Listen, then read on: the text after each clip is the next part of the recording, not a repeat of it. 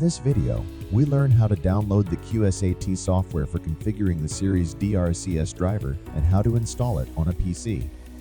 The first step is to access the Camozzi automation website to download the software. Open your browser and type shop.camozzi.com in the address bar. Once you have accessed the website, click on Documentation and select Software.